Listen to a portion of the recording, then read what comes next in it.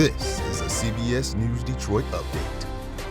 Good morning, I'm Chris Ledeen. Here's a look at some of the day's top stories. In Detroit, one man is dead, another critically injured after a shooting on the city's east side. At 10:30 Tuesday night, officers picked up a shot spotter near the corner of Corman Street and Redmond.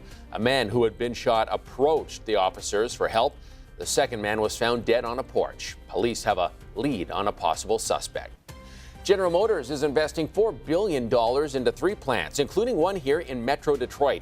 GM will retool an EV plant in Orion Township to make gas-powered SUVs and pickup trucks. And 2 other plants currently in Mexico will move production to Kansas and Tennessee. The $4 billion will be invested over the next 2 years. There are new developments involving the Detroit Public School student being held by Immigration and Customs Enforcement. The lawyer for Maycol Begoya Duarte says he is now in jail in Louisiana.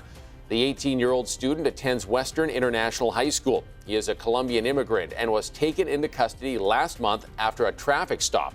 During a school board meeting Tuesday night, the board condemned the decision to detain the teen. The third Chinese national accused of smuggling biological materials into the United States will appear in federal court today for a detention hearing. Cheng Yan Han is a doctoral student in Wuhan, China, who allegedly sent 4 packages from China to the U.S. The packages were addressed to people associated with a University of Michigan laboratory. You are on paid administrative leave. You are not supposed to be here. That would affect the outcomes of the investigation. You are not supposed to be in the city hall. More drama at Hamtramck City Hall. Suspended city manager Max Garbarino was kicked out of last night's council meeting. The mayor asking an officer to escort Garbarino out of the building. This was the first meeting since Garbarino sued the city over the ongoing political turmoil.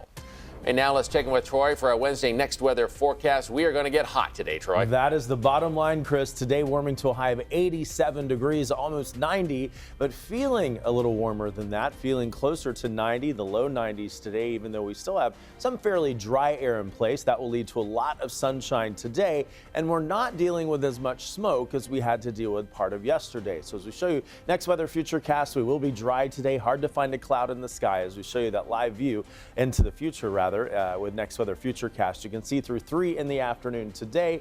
We will be mostly sunny and we'll continue that trend with clear skies tonight. And then tomorrow we'll track a few more clouds and rain chances starting to push in. We'll see a chance for rain for Thursday, for Friday, but more likely heading into Saturday. Not a total washout for Father's Day weekend. But there are the high temperatures for today, going to 87 degrees in Mount Clemens, 87 today in Monroe, 87 for the high today in Adrian. Now the record would be 97. That was set in 1933, so not quite a record. In fact, 10 degrees from the record, but hot enough through the afternoon. Lapeer today warming to 85 degrees. Here are the next 7 days, and you will see a little bit of a cool down tomorrow. After today's hot one, we go to a high of 80 on Thursday and on Friday, with rain chances at 30% Thursday and Friday. So certainly not a washout for those 2 days, but we do bump rain chances up a bit for Saturday, warming to 75, so a cooler day compared to the next few, and we'll see rain chances at 60% through the afternoon. By Sunday for Father's Day, mostly dry, only a 20% chance for rain,